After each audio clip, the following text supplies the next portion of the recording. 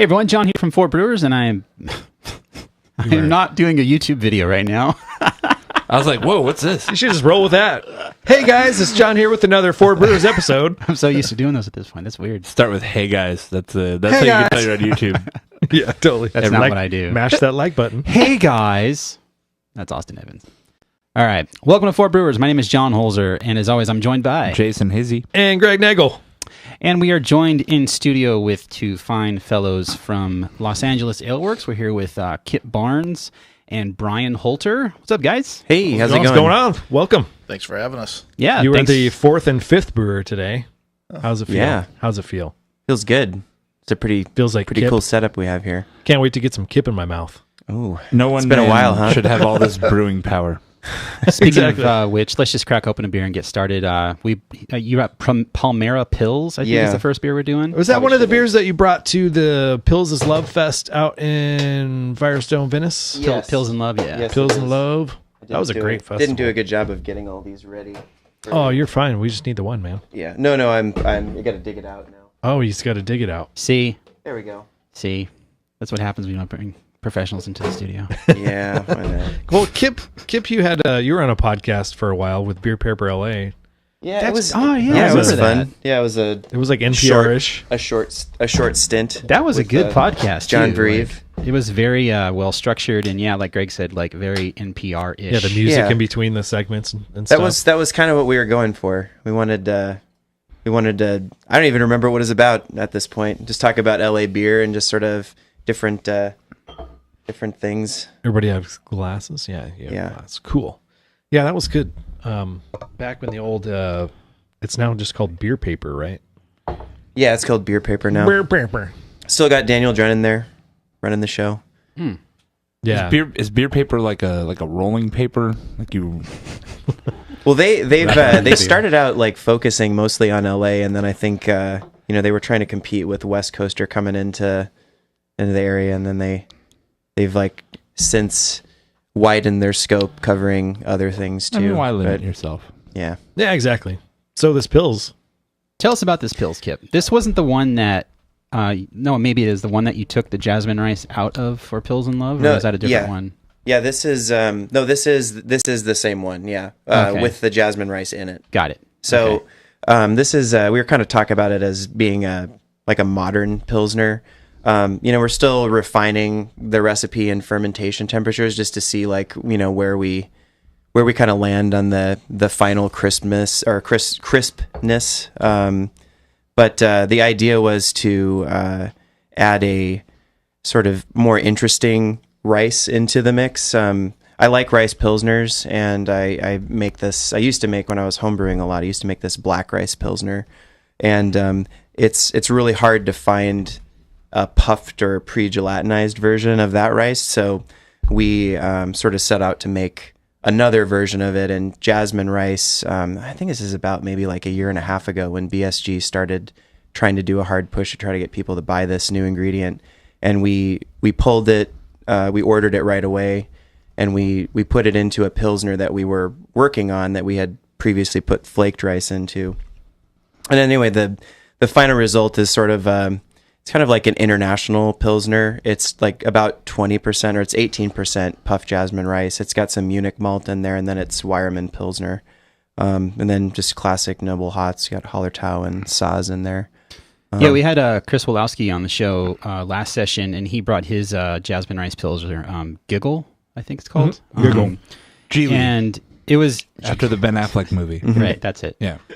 And he was saying all he did was add bittering hops to it, and all of the other aromas that you were getting were strictly from that jasmine rice, which I thought was very interesting because it came off very like floral yeah. and hoppy smelling, even though all it has was bittering hops. So. Yeah, it's a cool ingredient. We've used it in a bunch of the beers we do. That one of the other beers we're going to talk about is the LA Phil beer, and that also has the jasmine rice in it. And it's because it's puffed, like you can actually eat the rice just like you'd eat malted barley. So is it like cereal, like Rice Krispies? Yeah. It's no, it's not that big. There are a couple, right? There's a red rice that is a little bit more like Rice Krispies, but the puff jasmine rice is more like I'm trying to think of. I mean, it's as crunchy as malted barley is. I mean, it's very similar, but it's very nutty. It has a lot of flavor to it. Whereas when you use flaked rice or like rice syrup in your beer, you're not going to pull any flavor. So we were really interested in getting that like flavor from the rice in there, and that's why we've been using it in other beers. Kind of have a plan to make another more international pilsner that has even more of the rice in there, just to see how far we can go with that grain. I don't think we don't want to add any more enzyme, but I think we can probably turn it up a little bit more and get more of that jasmine flavor. From a brewing standpoint, what other aspects as far as effects on the final product does rice have? Does it lighten the body? Do you get a drier beer? What's the... Yeah, I think in general you're going to get a lighter body and a dry beer from adding rice. And traditionally, most of the the big industrial lagers are lightened with corn or rice or some sort of alternate starch or sugar, and I think we're looking for actual flavor contributions in it too. So that is, with this particular rice, one of the things that it adds. Yeah. So are you balancing that out with putting less hops in the final beer, like? Yeah, kind of like what Chris did, where yeah, exactly. It's just bittering hops, or I'm assuming since you're using different hops, you're using. Yeah, we'll do. Most of our beers have a small, at least a small hop burst at the end, and this is no different. So we do burst it with Saaz and Hallertau at the end. Okay. So we do have. You do have like hop aroma coming out of this beer as well. Yeah, dude. I pull out some like lemon zest character. Yeah, that's probably the Saaz. Yeah, sort of like floral, herbal quality, sort of like chamomile tea character. Yeah, I get for this particular beer, I get the jasmine rice more in the finish. There's like a little bit of a nuttiness at the end. I don't get it as much in the aroma, but I think for this particular beer, you're not going to get so much in the aroma. It's going to be more in the flavor. Yeah, it's got a nice mid palate. Yeah. That's what Dave Walker said. And I like I just had Hanamachi last night from I did too. Bottle Logic. Yeah, I had it the other day too. I think this is the second time they brewed it, or maybe the third. I think the third, yeah. But it's the first time in cans, and the cans like that beer label was made for cans. I know. So I love that label. It's the first time they haven't used sake yeast as just a plain old lager. Oh, really? Yeah. Huh. It's sake yeast is a lager yeast, so yeah, but they instead of using like an exact sake yeast, they just went whatever the standard sort of lager yeast that they have in house for Logarithm or whatever beers that they brewed in the past. Well, I noticed when I had it, it came off more like you got more of like the taste of the malts from the beer, which I liked. It wasn't not that the other version, like the last time they brewed it or anything, was thin or like lacked that malt character, but it definitely had more that I could notice, and it was like a biscuity kind of thing, and still had that crackery kind of like floral taste from, I don't know if they use jasmine rice, but it's a rice lager. They probably do. I mean, there's BSG has 3 rices that they are primarily selling. There's a wild rice, so like one of those long grain like black rice that you like, pair with your salmon dinner. And then they've got a Kalasari red rice, which looks more like the sugar smacks, like that's like really puffed. And then they have the jasmine puffed rice. Both the jasmine and the wild long grain rice, I think they go through the same process. Like they're kind of more like brittle, and then the Kalasari red rice looks more like a piece of popcorn. Oh wow, I'm getting puffed drinking it. Yeah, yeah. Puffy. I like these rices. Puffy in the pants. I think rice, like in general, has a lot of potential in beer, especially in lighter beers and lagers. It's one of the reasons I use the black rice in the homebrew side. But we made a 10-barrel batch, and I think you guys might have tried it when you came down, and it was just such a pain to use. I mean, we had to break out like 3 30-gallon brew pots and like grind the rice up in our mill, and then like we had to pull it. We had to basically make a side tube to come off of our grist case so that we could collect all of it, and it was like grits consistency, and then we had to cook it, and it was like trying to keep it from like burning was really hard, and then after we cooked it for like an hour, we had to put it back in the mash, and it was like lifting these giant 30-gallon pots and then like getting buckets and like dumping them. dumping them into the mash, and I was like, all right, this is a great like 1 time a year beer. But then I asked Jim if he would Jim at BSG if he would work on trying to get this black rice into their puffed process, and he has been working on it. He's been sending me some samples, and they're not quite there yet. Like the black rice that I use like at home has like kind of like a mochi flavor to it, and it's really like sweet and just really, really cool flavor. The stuff that they were giving me has a little bit more of a cooked, like burnt flavor, which I think would be really good in like a darker beer or like a Munich or something that has a little bit more toast to it, but just not really still just not exactly what I'm looking for. So cool. So when it's puffed, it's essentially cooked rice then. Yeah. And they make it, everything you just said about the pots and the cooking and all that, it eliminates all that and you just add it to the mash. Exactly. You add it to the mill. Okay. Yeah, you actually can mill it. Okay. So it's like somewhere in between like a flaked grain and like a malted grain. So okay. Yeah, you're able to actually add it to the mill, which is great because then you get does it convert too? Yeah. Yeah.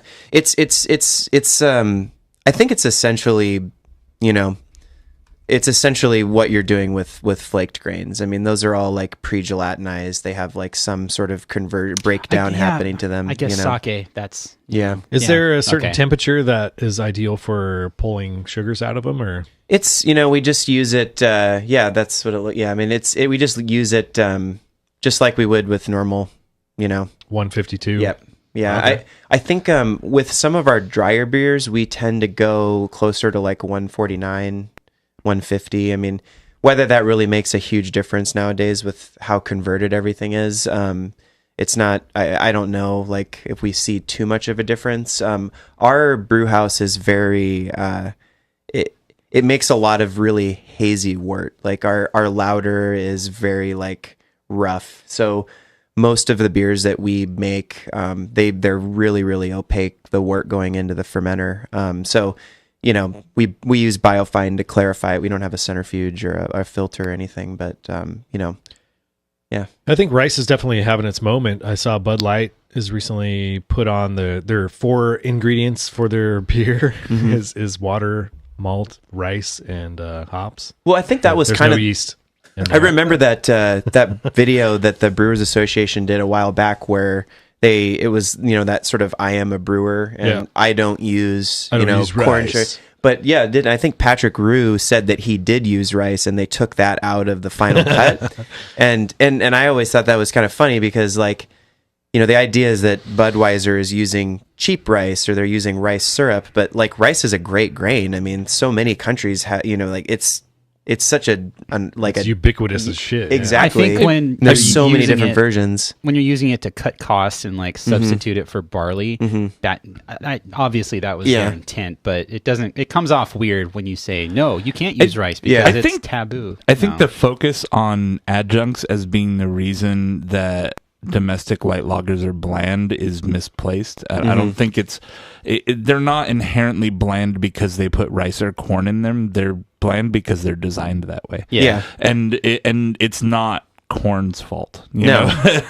It's not rice's. It's not because there's rice in there that it's not bland beer. Look at it this way: like a lager is going to take you a longer fermentation time. You're tying up tanks. You have to cut some costs on the front end and make a great product in the finish. So like it sort of balances out in the end. So you're not like when you're using these other ingredients. I think a lot of it is about why am I using these ingredients, right? So our approach is always about new flavors or different processes to enhance our beers, and less so about cost cutting or efficiency and that kind of stuff. That can come later once you've got 5 a proven years from now, product. you're like, damn, Nagel was onto something there. Let's put more rice in this fucking thing. Yeah. But we're planning on doing a version of this Palmera Pils where we add at least twice the amount of rice in there to see what happens. I'm down. I also challenged the story that the adjuncts are actually a cost cut. I don't know that they actually make that big a difference. I don't know that. It could be an efficiency thing. It's one of those brewers' wives' tales that bothers me because there's no actual evidence for it. In the case of puff jasmine rice, that is not the case. Not the case at all. It actually increases the cost of our beer quite a bit. Yeah, The classic like craft brew myth of like beer used to be good and then adjunct lagers came around and they filled them full of adjuncts to cut costs is like the more I research it, the more not true that story is. And so I always try to make a point where I'm like, educate yourselves, idiots. And yeah, I mean, these beers are like, they're designed to be low alcohol and more watery. So, I mean, I think the biggest thing they're cutting it with is water. Yeah. I mean, this is more of a, like a, an old style German Pilsner. So it's 5.7%. I mean, it's hard for us to be as consistent as we like with the ABV. Like this last one actually came out to be like 5.9, but we're typically within 0.3% of like what our target is. What we were drinking was 5.9. Nice. It doesn't taste boozy. Yeah. It's good. It tastes bougie. Yeah, when we were first making this beer, we were experimenting with the fermentation temperature. So I always explain this as being like a modern Pilsner because we intentionally fermented it a little hotter than normal just to get a little bit more ester profile because most beer drinkers that come into our tap room, and I think this is probably pretty wide a wide generalization that might be correct, is people that are drinking beer, getting into beer, like more esters.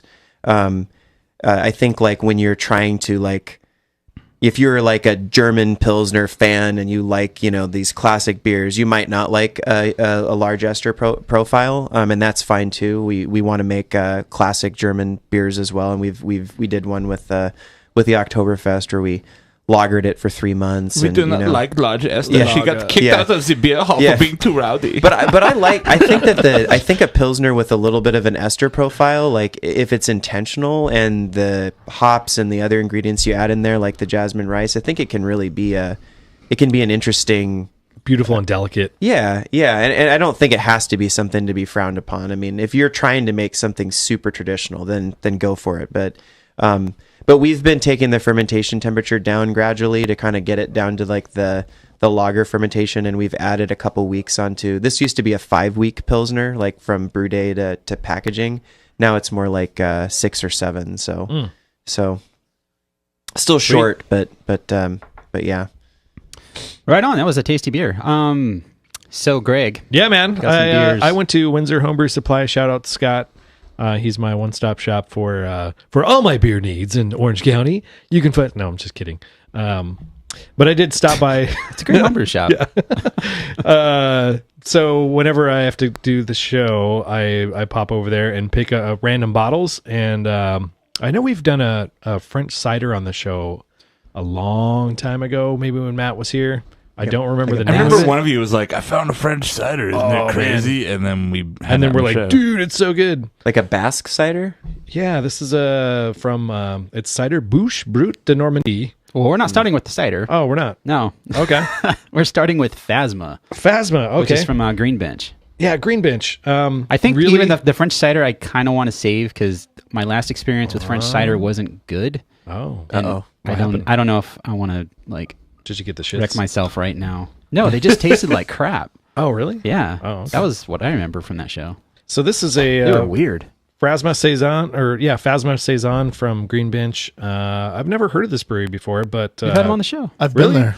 Yeah. Wow, I know nothing about it. It's a 5.9% farmhouse mixed fermentation. Where are they? They're in Tampa, or I think it's Tampa, maybe St. Petersburg, but in the Tampa Bay area. Oh, dude, there was a clump that came out. I had a I had a IPA show where I brought in one of theirs, I think, and we've had them. They're from St. Petersburg. They're not Florida. Green Cheek. Oh, okay, They're cool. a different brewery. It's Green Bench. Yeah. Imagine if a Green Cheek St. Petersburg. landed on the Green Bench and then pooped on it. That's Imagine that. Could you? Thanks, Greg. Could you imagine? Yeah, I can imagine. So it's got a lovely turquoise label. Really cool art design on there. Yeah, we had a you. bad Brut from them. Oh wait, no, we didn't. Sorry. Who's that? We had reminiscent their of side Phantom. project Grisette. Yeah. Oh, that's Little, right. That's little right, Phantom ghost guys. For sure. Is it a Phantom collab? Is it? You said there's ghosts on there. I Well, doubt there is it. ghost. It says Phasma, so I mean, there's. Phasma. Like Oh, from, the ghosts. Maybe these aren't ghosts. They have hairy arms and legs. So I don't remember Casper having hairy legs. Okay. That's some detail on that label. I mean, adding yeah. hair. I mean, if there's a ghost, You should I'll send it around. You guys can look at the little blue hairs on the legs and the arms. Silver Stormtrooper, yeah. right? Yeah, see? Yeah. And they're crying, or no? Those are cheekbones. Yeah. Yeah, that's See? okay. That is hair. I'm a huge fan of like super phenolic, sort of barnyardy saisons that are Brett fermented. And somebody recommended this in the store. Like, yeah, if you like barnyard, dude, you're gonna fucking love this. Like, you'll be seeing an old McDonald at a farm while you're sipping it. It says it has 3 Brett strains and Jarillo, Galaxy, and Mosaic dry hop. Oh, it's dry hopped as well. Okay, Yeah. that's where I was like, all right, I'm gonna buy that one. Jarillo. Jarillo? Jarillo. I've never heard of that hop. Jarillo. But it's super duper fluffy, big head coming out of the glass. At least 2 or 3 fingers has settled out a little bit. It's kind of like When do you think they dry hop this beer? Does it go? Or are they dry hopping it like well before the like bet, secondary fermentation, or like right at the end? I would imagine, yeah, it's right at the end. Mm-hmm. All right. Let the beer mature, get the flavor where it needs to be from fermentation, and then dry hop before packaging. As opposed to dry hopping like during primary or something. Right. Yeah, I mean, you were saying that that Brett likes to chew on some of the hop. Yeah, I mean, the Brett will eat through any sugars that are in the hops, but it's also that hop flavor. Like, this is great hop aroma, in my opinion. This actually reminds me a lot of. I don't know if you guys have had Allagash's Little Brett. They release it like once a year. It's like one of my favorite beers. So this reminds me a lot of that beer. it brings me back to some Little Brett. I've been hanging out listening to them talk about golden Brett for 2 years. Anchorage Little beers. Brett's been growing Baby up. legs, Brett. Get big and strong. Little Brett. We got golden Brett, pineapple Brett. We have pineapple Brett. Pineapple Brett's a child molester. Oh man! Wow. He needs to get out of here with that. Pineapple Brett's going to be in our next glassware too. I just ordered. I didn't Thanks, get that Jason. Amber Alert on my phone. Oh my god. So Jarillo hops. That's how it's pronounced. Jarillo. I'm on the website. Let's see, where am I at? ADHA, whatever that is. Association for the Development of Hop Agronomy. So the nose on this beer is interesting. It's got a bit of a hop character. I'm getting some of that like sour tart saison aroma you normally get, but then there's a little bit of pukiness on the end. I'm getting like Yeah, I don't get that. I get some vinyl, like freshly cut vinyl, like if you reupholstered a chair or something. Yeah, I can kind of see that. Yeah, and there's like the hops are really nice, super like sort of citrus forward and sort of tropical. A little pineapple. This is a Little pineapple. 15% alpha hop, which is pretty awesome. Oh man, I thought you were going to say this was a 15% beer. Oh, I thought it was 5.8. get wrecked. And apparently it's related to the Crushable. Summit hop. So, in case you wanted to know. Yum. I'm a fan. That's good. There's a hop we just contracted Nice and bright. called Idaho Gem. Have you guys heard or Is it better used than Idaho 7? It's coming out of the same. I think it's out of the same hop farm. That's And a lot of- downside to me. I'm like, Idaho 7 was butt. You don't like Idaho It 7? tastes like feet. Yeah. We've had I'm a big fan. pretty much bad experiences with any beer that's had that hop in it on the show anyway. The only time Wish I I've- still had some Holiday in Troy. The only time I've had Idaho 7 that I've liked is when it's blended in a beer to where you're like, oh yeah, that's Citra and Foot. But it's Citra and Foot and not just Foot. Citrafoot. Idaho 7 and Foot. I always get pineapple from Idaho 7. Yeah. Maybe But you know what? Like, it's interesting. I mean, like I'm sure a lot of breweries that you guys talk to have a similar situation. Like we're pretty small, so when we order hops, we're ordering hops from, the table scraps, Right. that are coming off the side of the table, and we got a batch of Mosaic, and it's just like normally it's got a little bit of that green onion garlic, and one of the boxes we opened was just like. I mean, it was so intense. It was Yeah. like And it Lagunitas. actually like ruined one of the beers that we had. I mean, we had a batch of our like sort of one of our flagship like XPA, Space XPA is what it's called, and it just turned it into this giant garlic green onion bomb, and it just didn't taste like the beer. And That's a bummer. we made a beer with Firestone a couple months later, and we used some of their Mosaic, and like I've never got that top shelf mosaic. Yeah, I've never smelled mosaic like that in my life. Like, open the mosaic Got bag the and it Dago G smelled Kush like mosaic. peaches. Yeah. It was just like fresh peaches. The whole thing. There was no green onion. There was no garlic. It was just peaches. And I was like, you know, it really says like something about being able to go to that farm, pick the lot that you have. When Because you're Matt Brindleton, like, yeah, you're picking some good hops. But you have the same situation. Like, I didn't realize, I knew that about hops, like, to some extent before we got into this, but I didn't realize it was something that also had to do with malt. I mean, like, breweries like Firestone are contracting their malt too, and they're saying we want our beta glucan levels in between this and this, or else don't give it to us. So when we get malt, when we order malt, we just get whatever bags are not part When of you're another adjusting your brewery's process. Yeah, and a, you know, something like a beta glucan level can mean the difference between having a stuck mash and having a flawless mash. And so, you know, you don't know what you're getting unless you're looking at your malt reports. You know, you have to add more rice hulls and stuff. I mean, that's definitely, you know, at some point I'd love to get to the point where we can contract. I don't think we'll be at that point for a very Beta long time. glucans, baby. Yeah, beta It's all about the beta glucans. Matt in the chat, which is our version of Elf on the Shelf, says Idaho 7 is great if you want your beer to taste like black tea and dirt. Interesting.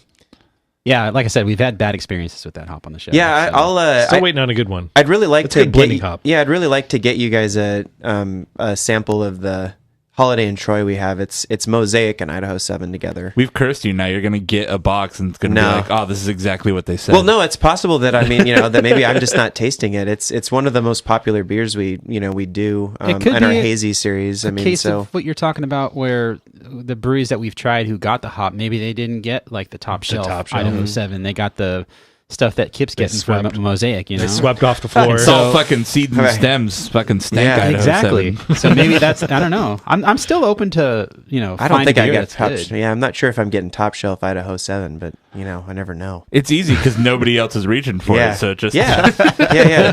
everyone gets top shelf because Yeah. they're like, oh, it turns out Stone didn't want me. I also get a little bit of banana on this. Yeah. What do you guys think of this beer overall? I think it's great. I love it. This is like right in my wheelhouse of what a super stanky sort of, Yeah. like, it's sweet and it's barnyard and it's got hops and it's like, Get a There's something phenolic that's character very- on it. very yeah, integrated. But, there's I like a mean, band-aidy finish that's, Yeah, that's that's what I'm really talking throwing about. me off. well, if you don't like peaty scotch or something, like, that's like my wheelhouse Yeah. of, This is really not like Yumminess. my Oh, favorite style, so it's me, Wheelhouse. Peaty Scotch. it's me peaty scotch. appreciation for it is there, but yeah, overall, potables. it's not bad. I gotta say. Yeah, I'm a fan. I'd buy another bottle and enjoy it with some salmon, a nice salmon salad. and some wild Some rice. dill. Some black Dill wild on it. rice. Yeah. There So you up go. next, Greg, we're what- drinking some terroir Pinot Gris from Ale Song. Ale Song, yeah. So here's another Brett beer, and these dudes have won like 5 medals at GABF in the Brett category. Mm-hmm. I've never heard of them before. Greg, other than can you make a joke about Pinot Gris? Pinot Gris? Is it Gris or like? Am I saying? I got to be saying It's, it it's wrong. just short for Pinot Gris? Grigio. It's just a grape Oh, varietal. okay. Well, you're the wine man now. Greg's so. like, I just I'm got learning. got a whole new pump bottle of Pinot Gris, and it's it was been slippery as fuck. Yeah, that's just silent. Hey, It's the slipperiest shit I've ever had. yeah, I've not dipped my foot in the Pinot Gris. So Ale As of Song, yet. Ale Song's from Hold on, does Eugene, this beer Oregon. need a lambic basket? Oh no, it's too small. Oh, The next one, I'll bust out. The all lemon. right. Jason, you were in Oregon. Did you have any Ale Song beer while you were there? I don't believe so, Bob. You didn't bring any back? I swear we've had them on the show before. I'm probably wrong. No, but- are you thinking of Ale Apothecary? Nope. I don't. Have we had them on the show? Nah, I'm not made of money. Their beers are like $50 each. Oh. Damn. No, then we haven't had them on the show. The You A seem more- on the label looks a little bit more like Bravery Brewing. Oh yeah. That, Yeah, like, it sure kinda- does. The lowercase Yeah, fancy A. Yeah, I searched for Ale Song on Untapped, and I've that never A looks like an A. never checked into them. It looks like that alphabet thing. So yeah, the Pinot Gris or Pinot Grigio there's another one. It's a white grape varietal. Where is it mainly from? It's thought to be a mutant clone from the Alsace. Pinot Noir variety, which is in Burgundy. yeah, apparently this grape juice is from the 2016 Pinot Gris. I feel like I'm saying that wrong. Pinot Gris. Pinot Gris. Gris. Okay, Yeah. from King Estate. So is that a Never heard of it. winery? Yeah, I don't either have I. Like a song. I'm each sure it's an beer is organ. our I just expression, I just enjoyment. wanted you to keep saying it that way because it kept sounding like you're saying penile grease, and I'm just like, yeah, That's I think that's part of the shtick of the show is we Oh. should just mispronounce everything. Like, Penis like we grease. say Brett IPA, Right. IPA and like what in the bread? and Genesi. Creme Brate. Genesi. This kind of smells like the last beer. Did you see a 3-minute episode where we explained it and people were just like, they said it wrong? It's like, yeah, it's There's in definitely the more of 3-minute. an acid component to this one that Yeah. It's I more personally fruity on the like. nose. Yeah. This one doesn't smell like Yeah, it's pretty bad muted out compared to the flavors. last one. Yeah. That's Uh, all I really get on the flavor on this is a little bit of acid, and then it kind of, I don't know, a little bit of a malt character, but it kind of washes away after that. Yeah, it's kind of Yeah. lackluster as far as maybe it's just enough acidity on there to knock down the head. There's literally no bubbles, or I can't see any bubbles forming on this beer whatsoever. Yeah, I'm wondering if they went hard on the wine blend because it seems like the beer has kind of been washed out of this a little bit. Yeah, I was at the Firestone's. God, we've talked about Firestone more in this episode. Talking about 'em But I more. was at their terroir project thing, and it was all beer wine hybrids, and nothing I'd had. Somebody even served a still beer, which was like, oh, okay, that's interesting. It was fun. We've been definitely trying our beer wine hybrids that we have going on at our place still. I mean, and Still, as in no bubbles. yeah, Okay. yeah, and the Pinot one that we brought today is carbonated, but the one coming out of the tote that we have all of the grape We've skins actually and stuff. never tasted it carbonated yet, right? Well, Oh, you have. I All right, have, sorry. yeah. No, you haven't. So we'll see what the head retention Yeah. is on Put it. it in your soda But it- stream and shake it up. Yeah. Yeah, it does actually like taste pretty awesome, like at room temperature and still. Good. That's you always know. a good sign. Yeah. You guys Uh, ever thrown a beer into a margarita machine? Yeah. I've seen people starting to do No, we have slushies we more. have a Brewery we does have a that. slushy machine at the brewery. Nice. Yeah, we've been doing it for a couple years now, and or actually, I guess like a year and a half now. We've brought it to LA beer festivals. LA Beer Week. Yeah, Oh, yeah. that's right. Yeah. Yeah, we do. Like, we find most of the success comes from like high acidity beers because when you freeze anything, you lose It mutes everything Yeah. Except for bitterness. except for bitterness. I was So at we use our Berliner Weiss for a lot of them and add salt, and we were making like margaritas, and we do like fruited stuff or frappuccino beer things. You know, always awesome. makes Tom Carroll With- very with- angry. Oh yeah, screw that guy. Going back to I love beer, Tom. beer Oh, wine I hybrids. love I it. do well. old We're brown joking. ale. He's a good Yeah. guy. Yeah, old peculiar. Old peculiar. With beer wine hybrids, is there a sweet spot for, no pun intended, for, I mean, beer has to be 51% malt product, with Correct. hops and stuff like that. Are you going maybe 80% beer, 20% must, or So what's for like us, the- I what are you think going for? this beer, I'm trying to remember, I think it is roughly, so the Pinot beer, we have 2 beer wine hybrids that we're working on. One of them, the Pinot, I would say is really truly a beer wine hybrid because I think it's like a 60-40, 60% beer and 40% Pinot Noir juice. And then we've got a Viognier batch that is much lower juice because we got it as wet pomace. So it had just been pressed by the winery. And so we took the stems, the skins, and then we pressed them ourselves once we got them back down to the brewery, and we little took the juice extra out of that. extraction? Yeah, and get some flavor in it too. what's pomace? Pomace is basically the leftover skins after the winery And presses the stems. grapes and stems, Okay. right? And so we've learned this from talking to these wineries. Now you can buy wet pomace or dry pomace, and so our intent was to get dry pomace, but then we found a winery that was interested in selling us whole clustered grapes and then also pomace as well. So we took both and approached fermentation with both of them a bit differently. So with the Pinot Noir, we had a lot more juice, a lot more product to work from. So we went all in. But it was a bit of a math game, right? Because we didn't know what the sugar content of the grapes were going to be when we got them. So once we pressed the grapes, we knew how much sugar was in, and they were very, very Oh man, it was high. It was like 20. 27 bricks. Oh Yeah. my God. Yeah, It it was was crazy. monstrous. So Is we that were like late harvest? they or were something? late Yeah. harvest, yeah. Yeah. Well, later harvest, right? So like it I was. wonder why so much is left behind. So Like, the sugar just- content just increases throughout the growing season. So wineries or vineyards they want to pick at a certain acid level and a certain sugar level.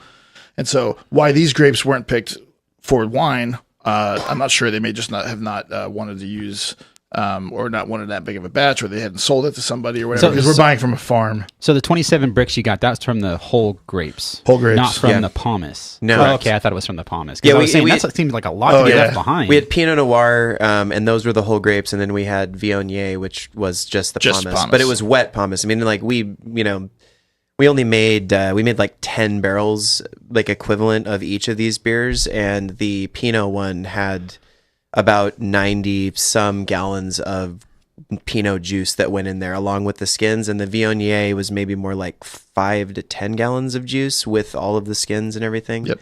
And we didn't really know what we were going to get, and honestly, we just knew that there were grapes up there, and we knew that we were going to order it, and we didn't really have any idea what. You didn't evaluate or anything. You're just like, we'll take them. It was for sure classified as like an adventure, because when we got up there, we didn't know what we were getting ourselves into. But next year, like we have so much more information now about what we want to do and how these beers turned out that we're going to be able to like work with the farm a lot better. Some fat cat over at the farm, like, these idiots, they do not know that these are the shitty grapes. Have you guys ever harvested grapes before? Because this was the first time I've like even been up at like a winery where, like, aside from pulling them off of like it's so when we went up there, we were told that, like as soon as the grapes are harvested, they start to ferment. Like the stuff that's on the grapes is obviously starting to do its stuff. Yeast on them. And we were told like you need to get dry ice and you need to put it in the grapes. So we stopped off at this like really surly wine supply store,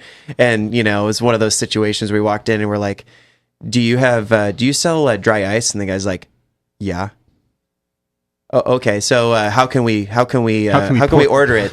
How much do you want? Well, we're getting about 1,000 pounds of grapes. Okay. So how much do you want? And it was just like, and we're like, we would really love some help. Yeah. He was just like so surly. We literally said like, we don't actually know, so we're looking for guidance from you. And he was not having it. Yeah. Like he just wanted us to tell him what we wanted. It was very homebrew story. I know. Well, that's what we said. Yeah. Okay. Yeah. And so it was funny though, because like also in this weird store, they had all these triclover parts on the walls, like hanging, like for sale. So I was like, oh, look, like clearly I've never you been are in a store that's got all wine-related this store. little Winemaking shit. They had like bulldogs for like wine barrels and everything, and it was like it was just like a classic like homebrew store surly like homebrew guy. It's got to be like, can you get the guy who works here who knows about this stuff? Yeah.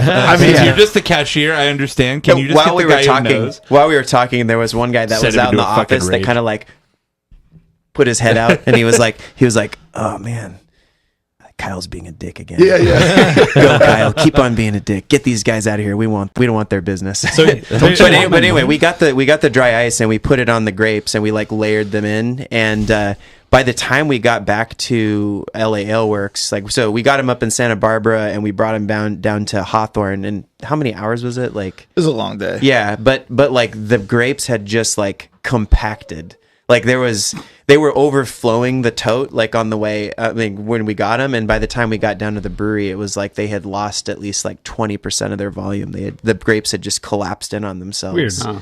Yeah, and it was already bubbling. I think to answer your question, I think it should be a significant percentage if you're going to call it a beer wine hybrid. Yeah, you want to get that character. What I find with like this Ale Song ones, it's a pretty good blend. I think you don't know whether it's. I still consider this a beer, like Same. as far as balance. But some of the ones I had up at Firestone were definitely more wine forward, where it's like, wow, this is like way more.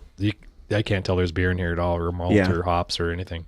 Yeah, I think for me, so as a consumer, if I'm going to have a beer wine hybrid, I want to be able to taste that there's wine and beer in the beer in it, and to see how the two work together. Mm-hmm. But I also get the concept of just putting skins into a beer and trying to leach out whatever tannins you can get out of the grapes and whatever flavor. Like, I think that's great, but I think in this concept of this new style of beer wine hybrid, it needs to present both products in the final package. Yeah, glass. I think that's going to be going forward. I think sour beers are kind of like maybe taking a break in the market, and I think this is going to fill that void as far as my purchasing goes. Yeah, I mean, they're probably also trying to. I mean, a lot of breweries are probably trying to bank on getting the wine drinkers to drink the beer. So yeah, I think it's a good call. They're delicious. For a beer drinker for a wine drinker, if the beer does taste more like wine than beer, then they probably have snagged that consumer. So they're probably, I guess like if you're making several different kinds having one that's more wine than beer and one that's more balanced might, appeal to the larger group. I think beer in general, like a lot of, inherently kind of bitter or challenging things, is an acquired taste, and blending it with something that is more familiar kind of helps, where you're like, oh yeah, I've had those beer wine hybrids for a while. Then the next time they have just a beer, then it's like, oh yeah, this actually tastes fine. Like the bitterness or whatever doesn't blow my damn mind. So. Greg's opening the cider, the French cider. This cork and cage is like this Holding on for dear life. This cork is like, holy fuck. Well, I think it, like, listening to how like different breweries like are making these beers is super interesting to me, because we definitely approached it as like, hey, we're making a farmhouse beer and then we're going to add fruit to it like during fermentation or post fermentation, let it keep on doing its thing. But sitting in on that Firestone Rosalie thing, they were like, we're making this beer on this side here, and then we've got this grape juice, and then we've got, this hibiscus, and then we're going to blend them together. Yeah, we're going to get versus, more like, into that like in the next step, like we do, because that was a really interesting presentation they did. I learned a lot from that, like 1 hour deal. So this beer, according to our sheet, is the Etienne Dupont Cidre Boucher Brut de Normandie. That's pretty good. Oh, oui. Fuck yeah. Except that it's a cider. That's a cider. Yeah, it's a cider. It's a cidre. It's a cidery. Yeah, well. Cidre. It's a cider dash dry. It's a green bottle. That's funky. Yeah, it's got some funk on the nose for sure. See, no. The Domaine Dupont French Sounds cider like got some just fart. Wait, sulfur. are these related to There's the sulfur? Yeah, you can shake out the sulfur. Oh wait, no. Oh, it'll burn off, right? Quote unquote. Yeah, I call it more of like a gun flint. No, you than just a, acclimate to it. Who makes Saison Dupont? Saison Dupont. Brasserie That's a Dupont. brew, right? Brasserie So Dupont. this is Domaine Dupont. Is that related? Maybe, and I think DuPont's just a city, so Is it? I don't know. I'm That's just a good making question, shit up. though. Just pulled that out of my Maybe My DuPont. the style is Domain. DuPont. They're actually owned by the chemical company, these ones. This kind of, I mean, I get, definitely get that They're just like farty, fracking and like ciders like shooting out of the ground. I get that farty sulfur thing, but it does smell Matchsticks. like apple cider too. Like, Contains sulfites. Yeah, I mean, I'm sure there's some natural yeast. It's got a strong sulfur that's dissipating for me. Yeah, but it'll blow off in like a minute or so. It'll taste like treetop pretty soon. I mean, the taste is remarkably different from what the aroma is. Absolutely. in a good way or a bad way? It's in a good way, Okay. probably compared Good to way, what was yeah. probably- My experience with French cider is like, It does Yeah. have a little bit of burnt tire on the nose. I remember when the Shelton Brothers Festival came to Long Beach. There was a Basque cider producer there, and I never had it before. And they're pouring it with like holding it up and through the like sideways pour. I don't know if you guys have seen them. So I went and started. I loved it. So I went and started buying a bunch, and like it is tough to find like consistent these ones product are. out there. I had a special request Windsor too. I'm like, dude, you got to up your because he has ciders there, but I'm like, can you get some like French ones in? He's like, yeah, sure. And there they were on the shelf. So I was like, fuck yeah, You have to buy this. but overall, it's an interesting cider. I don't know. It's- It's a good Much palate sweeter cleanser. than I would It's have imagined. I would say it's very sweet and apple juicy. Yeah. And then just has kind of a little bit of funk. yeah, this is listed on Untapped as a dry cider, and I don't think it's dry at all. It's sweet. Like, It's I mean, pretty it sweet. finishes dry, but it tastes like a sugar bomb. It's a brute as well. It's a Brett. A lot of Brett in there. compared to the other French Yeah. cider, I vividly remember that beer. It was like burnt tires and puke. It was bad. Like, I don't I understand get why some burnt tires on people. this. I mean, I get it if that's your niche and you're into. Burnt tires and puke. Yeah, but this is Too fast, too furious. miles better than that. Like Maybe click too far down the rabbit hole in that one tab that maybe Burnt Tires and Late Puke night. is my favorite whole album.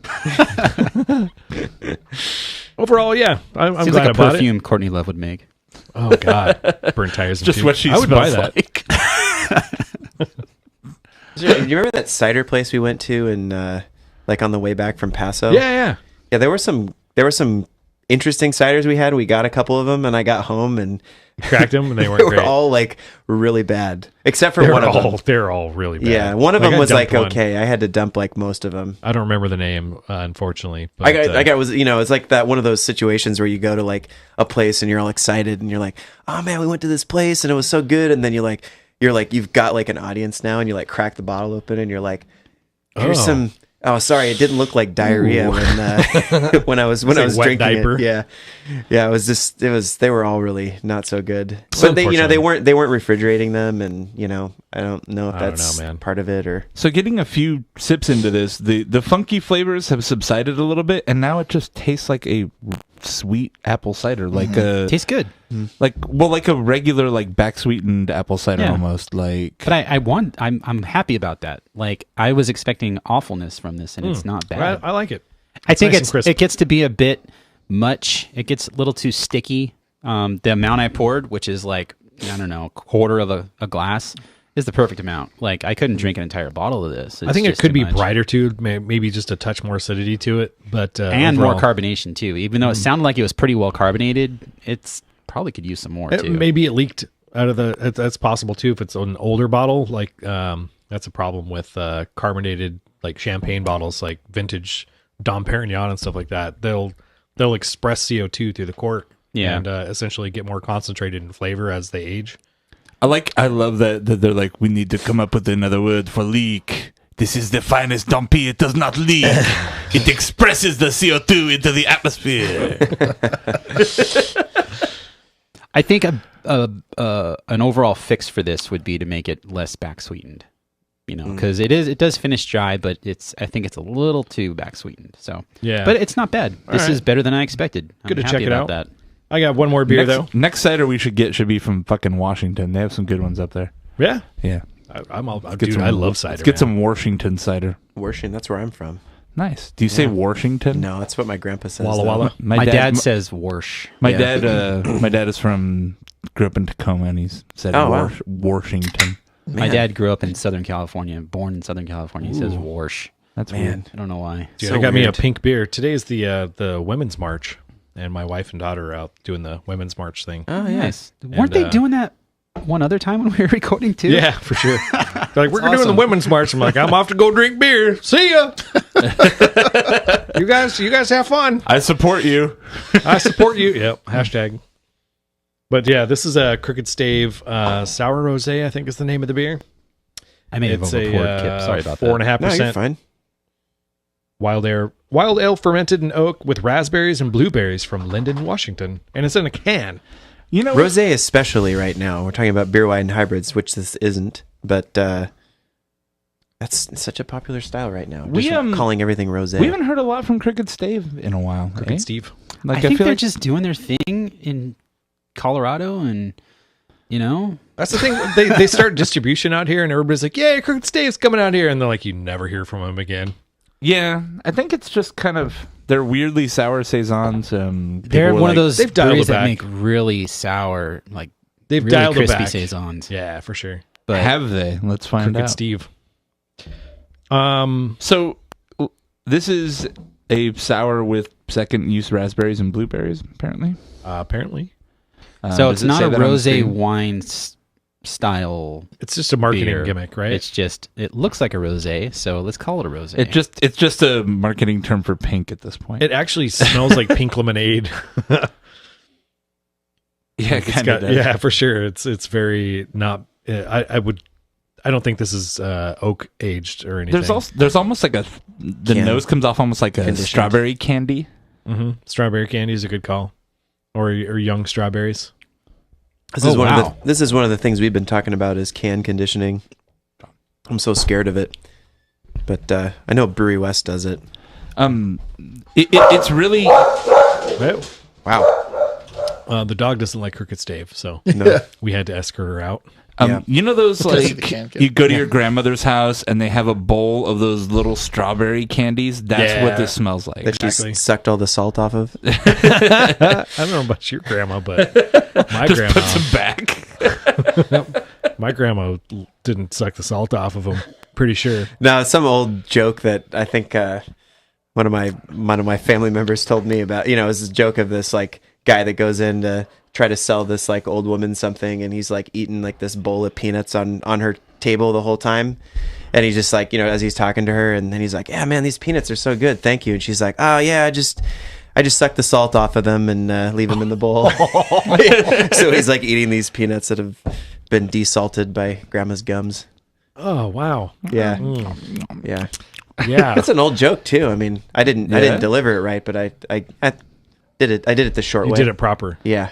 Thanks, Kip. You'd also said the punchline already, so it kind of took the fun out of it. You let the air out of that balloon. This is not nearly as sweet as it smells, this beer.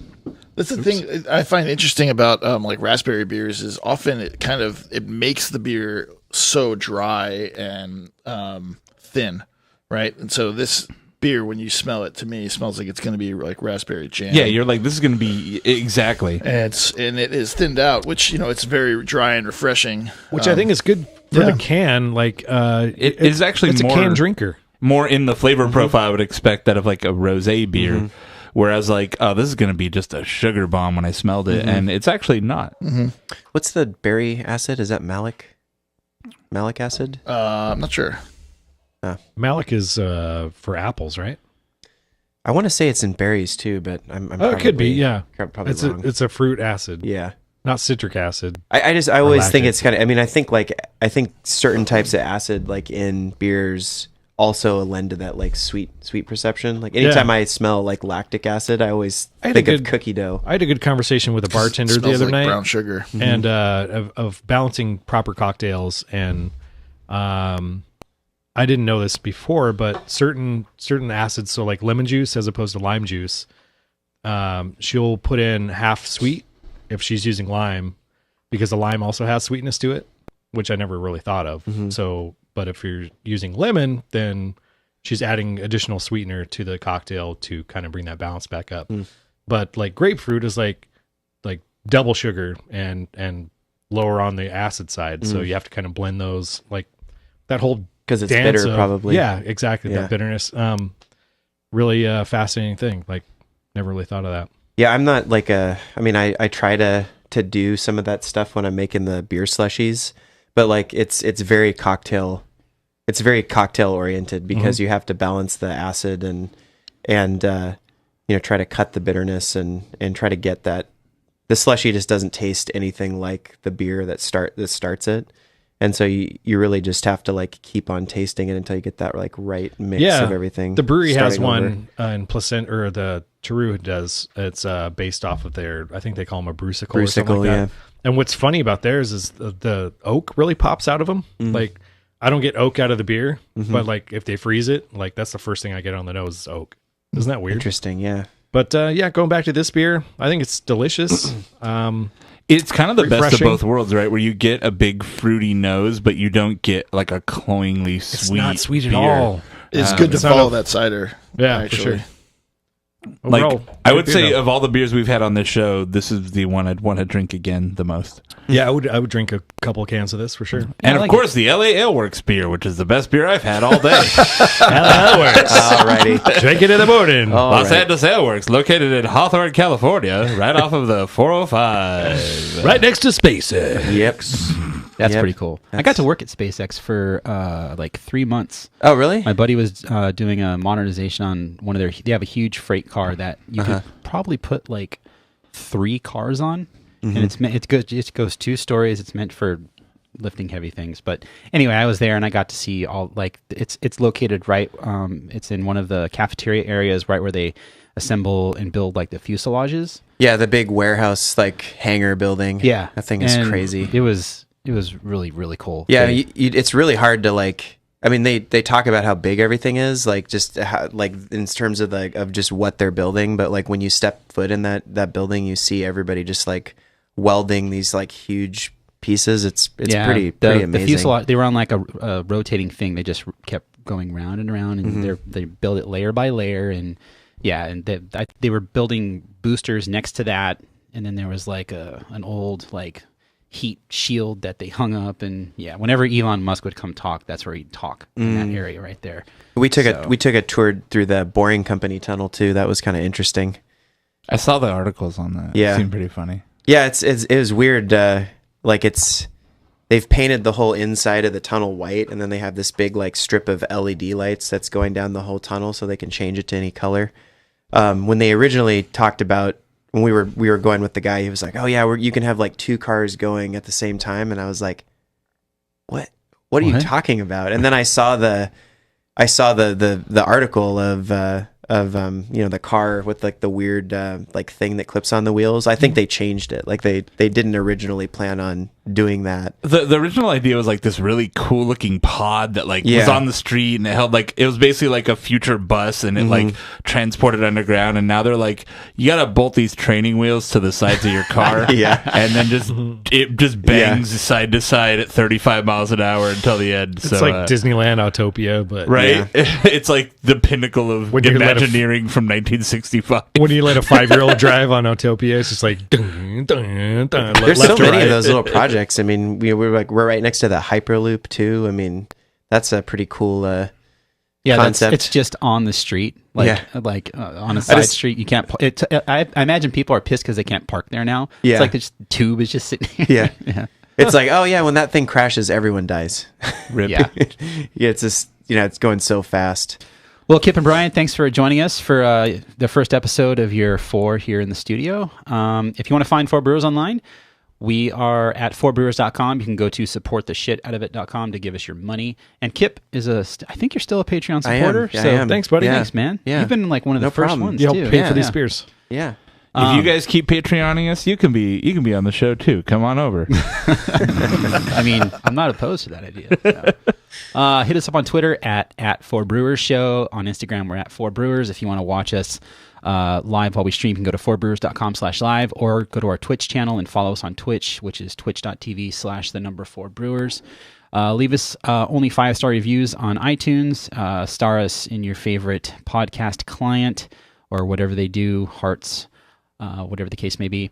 And send us emails at feedback@4brewers.com and brew the shit out of it. Click the bell so you can get reminded when we have new podcasts. That's right. Like and subscribe and ring the bell. You can ring my... All right, pizza is here.